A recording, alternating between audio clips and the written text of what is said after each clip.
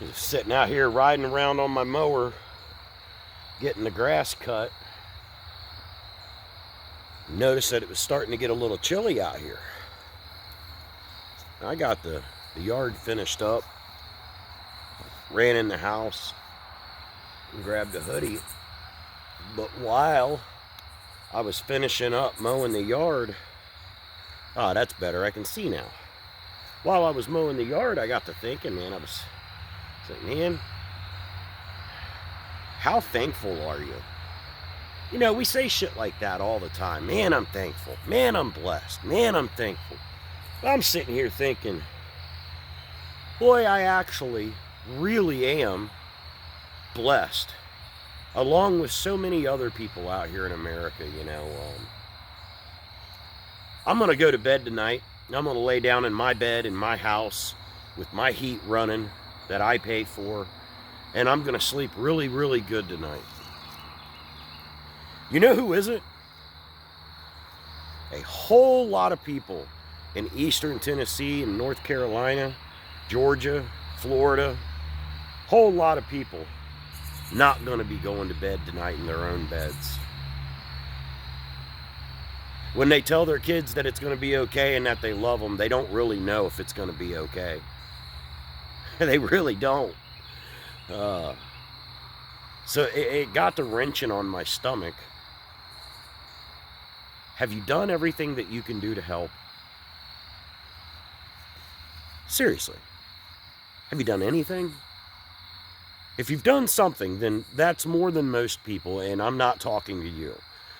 I'm talking to the people out there, the hundreds of millions of Americans that have done nothing. They've not made a donation. They've not shared a post. They've not even sent a prayer. I understand that the times are tough, that the Biden economy doesn't make it really available for folks to be able to give up a whole lot of money. I understand that. And the folks in North Carolina, their kids will understand that times are tough and that you don't really have it to spare. I get that. It's tough on me too. While I do have some to spare, it's not going to be enough. So you gotta ask yourself, have I done my part? Have you? I have not.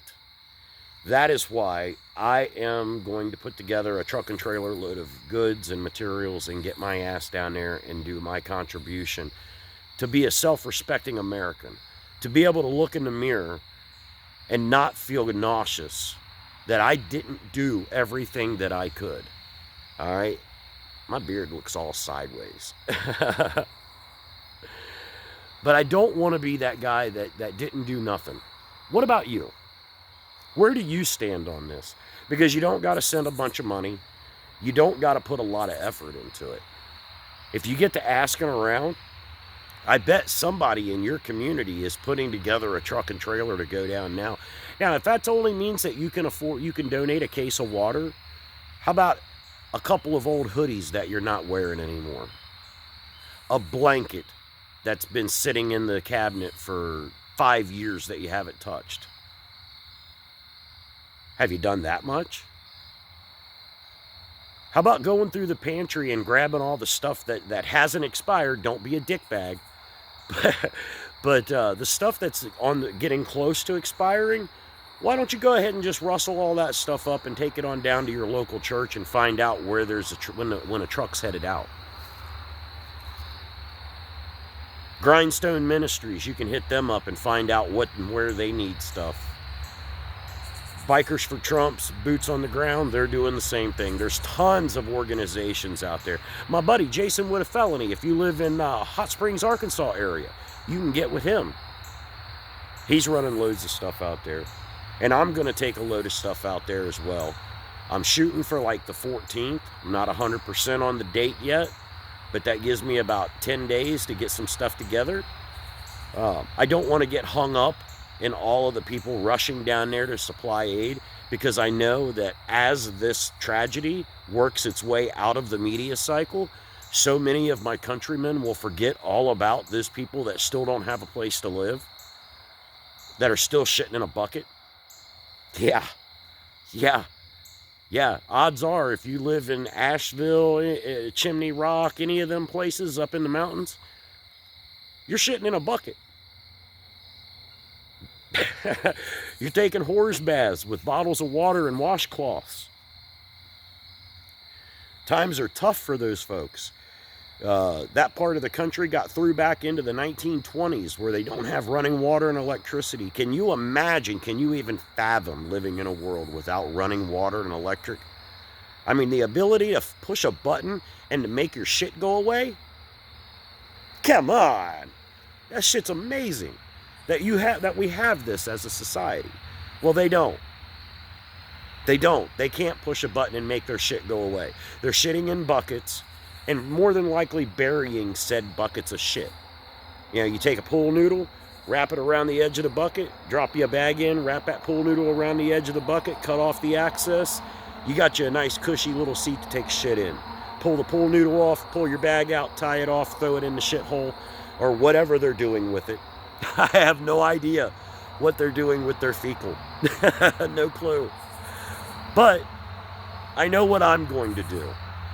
I'm going to sleep good tonight, but I'm going to put the next 10 days into getting some stuff together and going down and making sure that those folks down there have, at the very minimum, the basic bare necessities. Batteries, propane tanks, charcoal, grills. Obviously, food is going to be of a necessity, but you know, lots of companies will be sending in tons of food. Tons of water have already been and will continue to be going. But they're like, I plan on taking them a box of cigarette lighters. I might even stop in Kentucky and pick up a couple cartons of smokes for the cats that smoke because, you know, there is no 7-Eleven. There is no Speedway down the street. There is no, hey, I got to run down and grab a soda and a pack of smokes. It doesn't exist. In the drop-off locations, maybe it exists there, but I would probably think that most people aren't thinking about cigarettes. You know, they're thinking about the important things, and I agree that stuff's important too. But if you're a smoker and you're living in a time of great stress and anguish, and you don't have your cigarette, it'll change your personality. It'll make you act different. It'll take the goodness out of your heart when you're so down on your luck that you can't even have a cigarette. I get all of that. I don't want none of that. My heart goes out to all you folks down there, and if there's anything that I can do to help you out, please reach out to me. Reach out to anybody. You know, one of the things that people aren't even discussing through this is the mental health of the people that live down there. Of all of these people that are displaced, all of these towns that have been washed away, there's no mental health providers left. You can't go anywhere. If you were seeing a shrink, if you were seeing a psychologist, whatever you want to call it, that's done. You're going somewhere else, and if you don't have the means to get anywhere else, well, you're just going to have to learn to live with whatever's fucking with you. Well, that's a hard pill to swallow for some people. You know, there's a whole lot of folks out there that do just need to rub some fucking dirt in it and move on. But for the ones that don't, for the people that are seriously suffering from mental health issues, holy shit. Call me, 513-317-5550. You can talk to me. I'll listen. You can vent. Please, no weirdo calls in the middle of the night. But if it's 3 o'clock in the morning and you're considering putting a barrel of a gun in your mouth, abso-fucking-lutely, you give me a call, 513-317-5550. We'll figure out how to get past whatever it is that's tearing you down. And I imagine there's a lot of people there right now that are just emotionally and psychologically just shredded. Brains are just smoked. I mean, think about it, guys. Imagine waking up and floating down the river. Imagine waking up and the water's knee-deep in your house.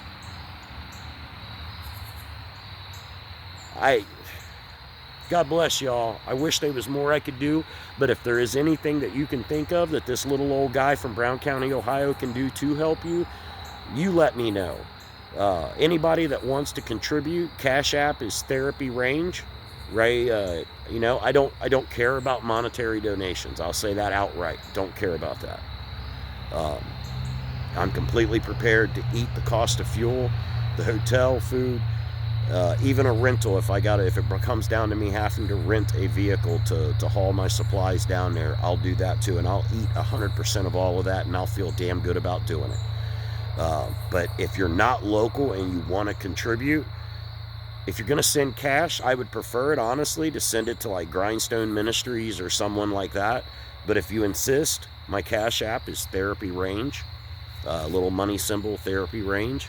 You know, because I will be spending money out of my own pocket, gas, hotel, food, anything else that pops up, and I'm putting in $500 out of my own bank account to get the ball rolling. I'm going to probably go to Walmart tonight or tomorrow and start buying some necessary materials that I'm going to take down with me. It's going to take a lot to fill a truck and a trailer. So, again, if you're local, hit me up. I'm not looking for furniture, Salvin. I know you're trying to get rid of that storage unit full of furniture. It takes up too much space, and there's nowhere to put it when I get down there. You know, I mean, these people lost their homes. They don't need couches. They need houses. So, yeah. Be sure to live your lives to the fullest, my friends. Anything less is an injustice to yourself and every single person around you. Let's get this done, man. We don't need FEMA. We need Americans. We need good, solid, strong Americans to step up when the time to step up is called upon you. The time is now. I'm putting the call out. Let's get this done. FEMA can go pound salt. And another FYI, I will be coming armed. If anybody gets in the way of trying to stop me from getting my supplies to where they need to go, I'm just going to let you know, stopping me is picking a fight. Stay free, America, if you can.